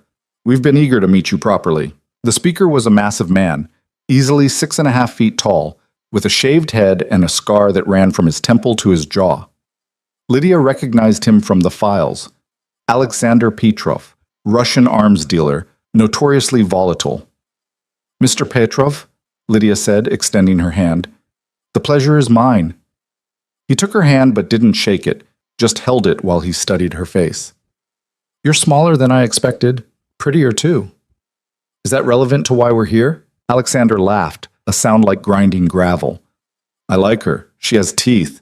He finally released her hand and clapped Adrian on the shoulder hard enough to stagger most men. "You've done well for yourself, Core. Let's hope she's as smart as she is sharp." They moved deeper into the room, and Lydia felt the weight of every gaze that followed them. Adrian introduced her to people she'd only known as names in files, arms dealers and smugglers, politicians who'd been bought and paid for, businessmen whose legitimate enterprises were covers for much darker work. Each handshake, each polite exchange felt like a test she couldn't afford to fail. Victor eventually called everyone to order, leading them into a conference room where a massive table dominated the space. Adrian took a seat near the head, and Lydia sat beside him, acutely aware that she was one of only 3 women in the room. The others were Natasha and a woman named Elena, who controlled most of the drug trade through South America. "Thank you all for coming," Victor said once everyone was settled. "We have much to discuss. The situation in the Balkans has become unstable. The new government is making noise about cracking down on our operations. We need to decide how to respond." The conversation that followed was brutal in its efficiency. These people didn't waste time with pleasantries or diplomacy. They stated their positions, defended their interests, and pushed back hard when anyone challenged them. Lydia listened carefully, tracking the shifting alliances in the room, noting who deferred to whom and where the real power lay. When the discussion turned to supply routes through Eastern Europe, her territory now, Adrian glanced at her, a silent invitation to speak. Her heart hammered, but she kept her voice steady. "If I may," she said, and the room went quiet. "The problem isn't the new government, it's that we've been using the same routes for 3 years. They're predictable, which makes them vulnerable. I've been working with our contacts in Poland and Romania on alternatives. We can shift operations to secondary routes that are less monitored. It'll add time and cost in the short term, but it reduces exposure significantly. Alexander leaned forward. And you trust these contacts? Polish and Romanian networks are notoriously unreliable. I've verified their capabilities personally. They've moved smaller shipments for us over the past month without incident. The infrastructure is solid. At what cost? She named a figure, watching his eyes narrow. It's higher than our current rates, but factor in the risk of seizure and it's actually more cost-effective. She makes a good point, Victor said. What do you think, Cor? Adrian's expression remained neutral, giving nothing away. I trust Lydia's assessment. If she says the routes are viable, they are. It wasn't quite an endorsement, more a statement of fact. But it was enough. The room accepted her position without further argument, and the discussion moved on. Lydia felt tension drain from her shoulders. The meeting lasted for hours, breaking only for lunch, and then resuming with the same intensity. By the time Victor called for a recess, Lydia's head was spinning with information. Deals made, territories carved up, problems solved with a combination of money and barely veiled threats. She found herself on the terrace, breathing in cold mountain air, when Natasha joined her. You did well in there, the older woman said. I barely said anything. Exactly. You spoke when you had something to contribute, and you backed it up with facts. That's more than most people manage their first time. Natasha lit a cigarette, offering one to Lydia, who declined. They're still deciding what to make of you. And what should they make of me? Someone who isn't going anywhere. Someone who's earned her place at that table. Natasha exhaled smoke into the twilight. Adrian's made you a full partner. That means something, but it also means you're a target now. Not just his weakness, but a threat in your own right. I can handle it. I know you can. I'm just making sure you know what you've signed up for. She flicked ash over the railing. This life doesn't give you the option of going back. Once you're in, you're in. The only way out is in a box. Lydia thought about that, about the finality of the choice she'd made. There was no returning to who she'd been before. That woman was gone, erased as completely as Marcus Hale. What remained was someone harder, sharper, more dangerous. I'm not looking for a way out, she said. Natasha smiled. Good. Then let's get back in there and finish this. The evening session was more contentious. A dispute had arisen between the Moretti brothers and Elena over distribution rights in Miami. Voices rose, threats were made thinly veiled as suggestions, and Lydia watched the room polarize into factions. Adrian remained carefully neutral, which she understood was strategic. Taking sides would cost him alliances he couldn't afford to lose. But when Vincent Moretti accused Elena of undermining their agreement, and Elena responded by suggesting the Morettis were too incompetent to hold their territory, things escalated quickly. Vincent stood, his face flushed with anger, and his brother Marco put a hand on his arm in warning. Sit down, Vincent, Victor said calmly. We're not doing this here. She's calling us incompetent. I'm calling you exactly what you are, Elena said, her voice icy. You've lost 3 shipments in 2 months because you can't manage your own people. That's not my problem. It becomes your problem when you're trying to move into our territory. Enough. Adrian's voice cut through the argument, quiet but commanding. The room fell silent. This isn't productive. Vincent, you've had security issues. That's fact, not insult. Elena, you've been expanding into areas that were previously agreed to be Moretti territory. Also fact. The question is whether we're going to solve this like professionals or like children. Vincent glared at him. What do you suggest? A neutral review of the distribution network. Someone both sides trust to assess the situation and make recommendations. Adrian paused. I'm willing to take it on. Or Lydia can, if you prefer someone less connected to existing arrangements. Lydia's stomach dropped, but she kept her face carefully blank. This was a test. Adrian was giving her the opportunity to prove herself, but also exposing her to risk. If she failed, if either side felt she'd favored the other, she'd make powerful enemies. I'll do it, she said before she could second-guess herself. Elena's eyes narrowed. No offense, Miss Hart, but you've been in this business for what, 3 months? Why should we trust your assessment? Because I have no stake in the outcome. I don't care who controls Miami. I care about efficiency and profit. If the current arrangement isn't working, I'll tell you why and how to fix it. If it is working and the problem is something else, I'll tell you that too. She met Elena's gaze steadily. I'm not here to make friends. I'm here to make money. Same as everyone else in this room. A beat of silence, then Vincent nodded slowly. All right, I'll agree to that. Elena considered for a moment longer, then shrugged. Fine, but I want the review completed within 2 weeks. You'll have it in 1, Lydia said. After the meeting concluded and people began to disperse, Adrian pulled her aside, his expression unreadable. That was either very brave or very stupid, he said. Which do you think it was? Both? But there was approval in his eyes. You just committed to solving a problem that's been festering for months. If you succeed, you'll have the respect of 2 of the most powerful families in this room. If you fail, I won't fail. How can you be sure? Because you'll help me. And because I'm not going to let Vincent Moretti or Elena, whoever she is, intimidate me into making a mistake. Adrian smiled, and it was the kind of smile that made her heart race. You're extraordinary. You know that? I'm terrified. I know, but you didn't let them see it. That's what matters. They stayed at the estate that night, along with most of the other attendees. Lydia barely slept, her mind racing through scenarios and strategies for the Miami review. When she finally dozed off just before dawn, it was to dreams of spreadsheets and shipping manifests and angry men with guns. She woke to find Adrian already up, working at the desk in their room. He looked tired, but focused, and when he saw she was awake, he gestured her over. I've been pulling files on the Miami situation, he said. You're going to need context before you start. For the next several hours, he walked her through everything he knew. The history of the Moretti family's operations, Elena's expansion over the past year, the specific shipments that had been lost and under what circumstances. It was a tangled mess of competing interests and unclear communication, made worse by pride and territorial instinct. The problem is that both sides think they're right, Adrian said. And in a way, they both are. The Morettis have historical claim to the territory, but they've been sloppy. Elena's more efficient, but she's overstepping boundaries that were agreed to years ago.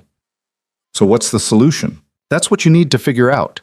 He closed the laptop and looked at her seriously. And whatever you decide, you need to sell it so well that both sides accept it. Otherwise, this turns into a war, and wars are bad for business. No pressure. You can do this. I wouldn't have offered if I didn't believe that. She spent the flight home sketching out an approach, and the following week was a blur of phone calls, meetings, and late nights poring over financial records. She spoke with Vincent and Marco Moretti, who were defensive but ultimately forthcoming once they realized she was genuinely trying to understand the situation. Elena was harder to read, more guarded, but Lydia earned a grudging respect by asking questions that demonstrated she'd done her homework. The picture that emerged was exactly what Adrian had suggested. Both sides had legitimate grievances, but the real problem was that the existing agreement hadn't accounted for the growth in demand. Miami had become more valuable, and the old territorial boundaries no longer made sense. Lydia worked with Natasha to develop a proposal that would redistribute the territory based on capability rather than history, giving the Morettis the northern routes where their infrastructure was strongest, and ceding the southern expansion to Elena. It wasn't perfectly fair to either side, but it was logical, and she backed it up with projections showing that both parties would make more money under the new arrangement than they were making now. When she presented her findings on a video conference with both families and Adrian, Victor, and several others as observers, she felt like she was standing on a cliff edge. One wrong word, and she'd lose both of them. After reviewing the situation, she began, I've concluded that the current dispute isn't about incompetence or overreach. It's about an outdated framework trying to accommodate a changed reality. Miami's market has grown by 40% in the last 18 months. The existing territorial division was designed for a smaller operation, and it's no longer efficient. She walked them through her analysis, showing where the Morettis' losses had occurred and why. Not because of poor security, but because they were trying to cover too much ground with insufficient resources. Then she showed where Elena's expansion had created redundancies and inefficiencies. My recommendation is a restructured division of territory based on infrastructure capacity, she continued, bringing up a map. The Morettis maintain control of the northern ports and distribution networks, where they have established relationships and reliable personnel. Elena takes the southern expansion, which aligns with her existing routes through the Caribbean. Both operations scale to their strengths, and the overlap that's been causing friction is eliminated. She outlined the financial projections, showed how both parties would benefit, and then sat back and waited. Vincent spoke first. You're asking us to give up half our territory. I'm asking you to trade territory you can't adequately manage for increased profit in the territory you can. Under this plan, your revenue increases by 30% within 6 months. And you trust these numbers? Marco asked. I built them from your own financial data. The numbers don't lie. Elena was studying the map, her expression thoughtful. What about expansion beyond what's outlined here? That would need to be negotiated separately, but this framework establishes clear boundaries and responsibilities. Future expansion can be discussed once the current situation stabilizes. There was a long silence. Then Vincent and Marco exchanged a look, some unspoken communication passing between them. We'll agree to this, Vincent said finally, on a trial basis. 6 months. If the numbers work out the way you're projecting, we'll make it permanent. Elena nodded. I can work with that. Relief flooded through Lydia, but she kept her expression professional. I'll draw up the formal agreement and send it to both parties by end of week. After the call ended, Adrian pulled her into his arms, kissing her hard. You did it, he said. You actually did it. Was there doubt? There's always doubt. But you exceeded every expectation. He pulled back to look at her, pride evident in his expression. Victor called me during the presentation. He wants to discuss expanding our partnership, and the Morettis asked if you'd be willing to consult on their operations in Chicago. What did you tell them? That I'd ask you. This is your decision now, Lydia. You're not just my partner anymore. You're a force in your own right. The weight of that settled over her, heavier than she'd expected. She thought about the woman she'd been 6 months ago, hiding bruises and flinching at shadows. That woman would never have believed she could end up here, negotiating deals between crime families, earning the respect of people who built empires on violence and cunning. I want to take the Chicago job, she said, but I need you to promise me something. What? Don't protect me from the hard parts anymore. If there's danger, if there's risk, I need to know. I need to face it. I can't be your equal if you're still treating me like I might break.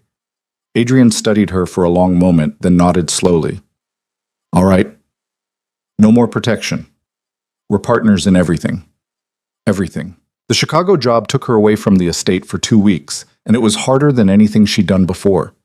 The Moretti's operations were a mess, disorganized, inefficient, hemorrhaging money through a combination of poor planning and outright theft from within their own organization. Lydia worked 18-hour days, untangling the chaos, identifying the problems, and implementing solutions that were met with resistance at every turn. One of Vincent's lieutenants, a man named Sal, who'd been running the Chicago operation for years, took particular offense to her presence. You think you can just walk in here and tell us how to run our business? He said during a meeting that had already lasted 3 hours. You don't know shit about this city. You're right, Lydia said calmly. I don't know Chicago, but I know numbers, and your numbers are terrible. You're losing money on routes that should be profitable, and you're paying people who aren't doing their jobs. Either you want to fix it or you don't, but don't waste my time pretending the problem doesn't exist. Sal's face flushed red. You've got a mouth on you, lady, and you've got a leak in your distribution network that's costing the family $200,000 a month. Would you like me to tell you who it is, or would you rather keep posturing? The room went silent. Sal stared at her, and Lydia held his gaze without flinching. Finally, Marco Moretti, who'd been observing quietly, spoke up. Tell us. She laid out the evidence she'd gathered, shipping manifests that didn't match inventory, payments to a distributor who didn't exist, money that had been systematically siphoned off over the past year. The trail led directly to one of Sal's most trusted people, a man who'd been with the family for a decade. You're sure about this? Marco asked. Completely. Sal looked like he'd been punched in the gut. Tony? You're saying Tony's been stealing from us? I'm saying the evidence points to him. What you do with that information is up to you. What they did was have Tony picked up that night. Lydia didn't ask what happened to him afterward, and they didn't volunteer the information. By the end of the second week, she'd restructured their entire operation, implemented new tracking systems, and identified 3 more areas where efficiency could be improved. When she returned to the estate, exhausted and running on fumes, Adrian was waiting for her. He took one look at her face and pulled her into his arms. That bad? He asked. That good. I fixed it. All of it. She buried her face in his chest, breathing in the familiar scent of him. And I'm never doing that again. He laughed, the sound rumbling through his chest. Yes, you are. The Morettis called. They want you to look at their operations in 3 other cities. Absolutely not. I told them you'd think about it. She pulled back to glare at him. You told them what? That you'd think about it, because you're brilliant at this, and they know it, and they're willing to pay extremely well for your time. He brushed a strand of hair from her face. But it's your choice. You can take the jobs, or you can tell them no. I'll support whatever you decide. Lydia thought about the exhaustion and frustration, but also about the satisfaction of solving problems that had seemed unsolvable, about the respect she'd earned, not because of Adrian, but because of her own skill and determination. I'll think about it, she said finally. That's my girl. The months that followed brought a rhythm to their life that felt almost normal, despite the circumstances. Lydia took on more consulting work, building a reputation as someone who could fix broken operations and mediate disputes. Adrian continued to expand his empire, but now he did it with her at his side, making decisions together, planning strategy together, building something that belonged to both of them equally. They still had enemies. There were still threats, still moments when danger felt close enough to touch. But Lydia had learned to navigate that world with the same skill she brought to everything else. She knew when to push and when to retreat, when to show strength and when to show mercy. One evening, nearly a year after she'd first walked into Adrian's office, with bruises hidden under her sleeves, they stood on the cliffs behind the estate, watching the sun set over the ocean. The air was cool, carrying the salt smell of the sea, and Lydia felt something settle inside her, a peace she'd never expected to find. Do you ever miss it? Adrian asked. The life you had before? No, that wasn't living. That was just surviving. She leaned against him, his arm coming around her shoulders. This is living. Even the dangerous parts? Especially the dangerous parts. They remind me I'm not helpless anymore, that I have choices. He pressed a kiss to her temple. You always had choices. You just didn't know it. Maybe. But I know it now. She turned to face him, taking his hands in hers. I'm not the woman you saved anymore, Adrian. I'm the woman who saved herself. You just showed me how. His expression softened in a way she rarely saw, vulnerability breaking through the carefully maintained control. You saved me too. You know that, right? I was so focused on building power, on being untouchable, that I forgot what it was like to actually live. You reminded me. They stood like that as the sun dipped below the horizon, painting the sky in shades of orange and purple and gold. Behind them, the estate rose like a fortress, a monument to everything they'd built together. Ahead, the ocean stretched endlessly, full of possibility and promise. Lydia thought about the journey that had brought her here, through pain and fear, through transformation and revelation, through the slow, difficult work of becoming someone new. She thought about Marcus Hale, dead and buried, his memory holding no more power over her. She thought about the scared woman she'd been, and the confident partner she'd become. What are you thinking about? Adrian asked. Everything, nothing, the future. And what does the future look like? She smiled, turning to kiss him softly. Like this, exactly like this. They walked back to the house hand in hand, and as they crossed the threshold, Lydia felt the last ghost of her past finally dissolve. She wasn't running anymore. She wasn't hiding. She was exactly where she belonged, with the man who'd seen her potential when she couldn't see it herself, building an empire that belonged to them both. The woman who'd once lived in fear was gone, replaced by someone stronger, sharper, more dangerous. Someone who knew her worth and refused to settle for less. Someone who'd learned that sometimes the only way to find yourself was to burn down everything you'd been told you were supposed to be and build something new from the ashes. And as the door closed behind them, shutting out the wind and the sound of the waves, Lydia realized she wouldn't change a single thing. Not the pain that had brought her here, not the darkness she'd walked through, not even the terrible choices that had freed her, because all of it, every scar, every lesson, every moment of terror and triumph, had led to this. To a life lived on her own terms, with a man who was her equal in every way that mattered. To power earned rather than given, respect demanded rather than begged for. She'd started this journey as prey. She'd ended it as a predator, and she'd never felt more alive.